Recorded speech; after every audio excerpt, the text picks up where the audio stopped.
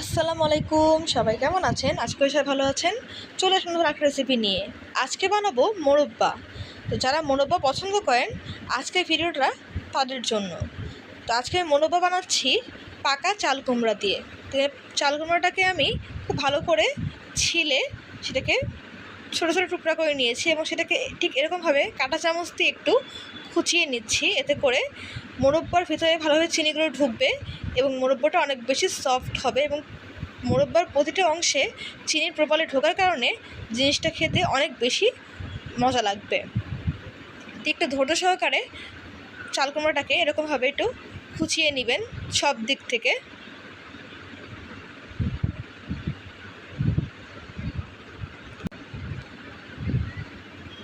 তো এই সব দিকে ঘুরিয়ে ঘুরিয়ে আমি সম্পূর্ণ চাল কুমড়াটাকে খুঁচিয়ে নিচ্ছি কাঁটা চামচ দিয়ে।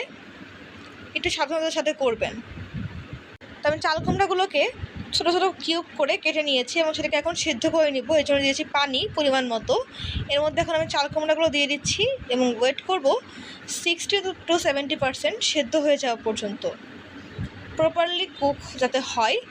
আবার একদম 100% কুক করতে যাবেন না, এতে করে চাল কুমড়াগুলো কিন্তু গলে যেতে পারে। 60 to 70% কুক হলে আমরা এটাকে নামিয়ে নিব এবং পানি ঝরিয়ে নিব। ঢেকে দিচ্ছি এবং ওয়েট করব ফুটে ওঠা পর্যন্ত। তো এই যে আমার চাল কুমড়াগুলো ভালো মতো ফুটে উঠেছে, একটু নেড়ে দিচ্ছি। তো আমি চাল কুমড়াগুলোকে আজকে 60% ডান করেছি, আপনারা 60 to 70% কুক করে নেবেন। আমি এখন এটা পানি ঝরিয়ে নিচ্ছি।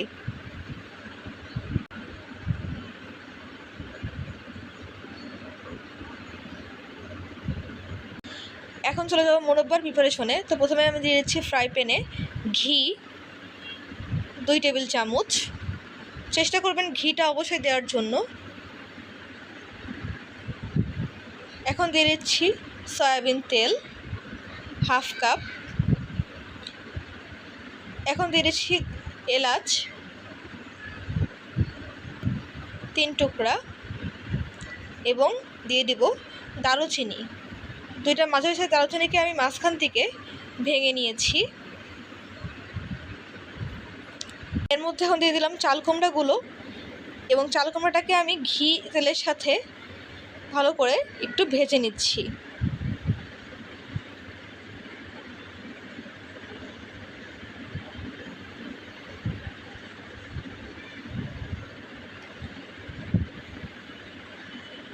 সামান্য একটু ভাজা হলে আমি মধ্যে অ্যাড করে দিব চিনি।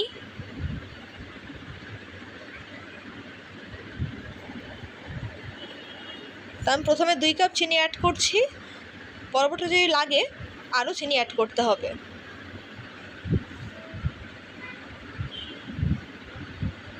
চিনি দিয়ে খুব ভালো করে এটাকে মিশিয়ে নিচ্ছি। চিনি দেওয়ার কারণে কিন্তু অনেকটা পানি ভাব আসবে। তো মোরব্বাটা ততক্ষণ পর্যন্ত রান্না করুন যতক্ষণ পর্যন্ত পুরো পানিটা শুকিয়ে না যায় এবং একদম শুকনো শুকনো হয়ে গেলে তারপরে মোরব্বাটাকে নামিয়ে নেবেন। তো দেখেন চিনি থেকে কতটা পানি ছেড়েছে। আমি খুব ভালোভাবে নেড়ে ছেড়ে চিনিগুলোকে পুরো সম্পূর্ণ গলিয়ে নিচ্ছি।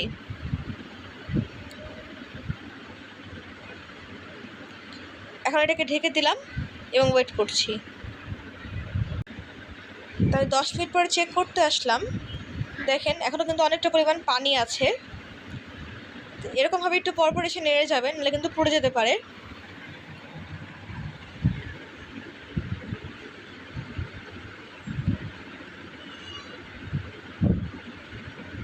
আমার কাছে মনে হচ্ছে একটু চিনি লাগবে। এখানে আমি আরও 1 কাপ চিনি, অর্থাৎ আগে 2 কাপ এবং এখন 1 কাপ, টোটাল 3 কাপ চিনি অ্যাড করলাম।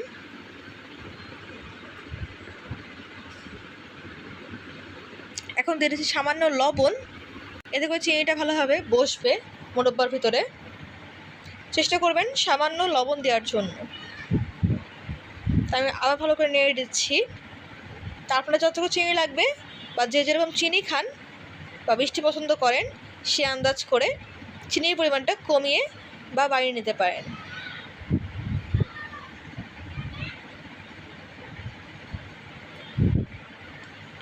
একটু ভালো করে নেড়ে দিচ্ছি।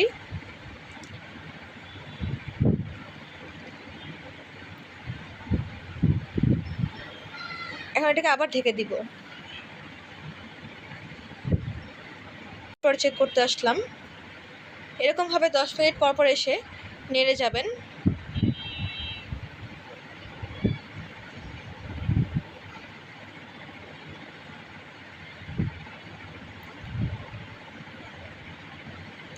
এখন এটাকে আবার ঢেকে দিব।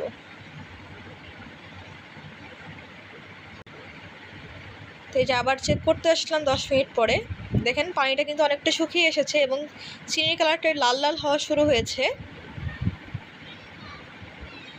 এরকমভাবে নাড়তে হবে কন্টিনিউয়াসলি। তো দেখতে পাচ্ছেন আমার চাল কুমড়াগুলো খুব ভালোভাবে সেদ্ধ হয়ে গেছে।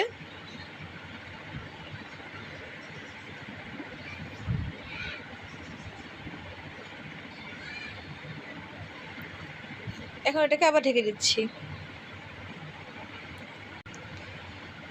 তো এই যে পানির পরিমাণটা অনেকটাই কমে গেছে, বাট এখনও পানি আছে। একদম যখন প্যান থেকে ছেড়ে আসবে, পানিটা শুকিয়ে যাবে, সেই মুহূর্তে মোরব্বাটাকে আমরা নামিয়ে নিব। যদি একটু পানি থাকে তাহলে কিন্তু মোরব্বাটাকে আপনারা সংরক্ষণ করতে পারবেন না, এটা কিন্তু নষ্ট হয়ে যাবে। চেষ্টা করবেন একদম পানিটাকে শুকিয়ে ফেলার জন্য যতটুকু সম্ভব।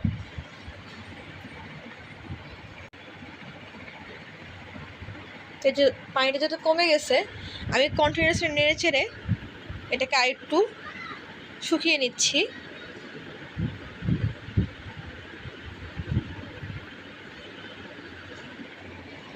আমি এই পর্যায়ে এটাকে নামিয়ে নিব।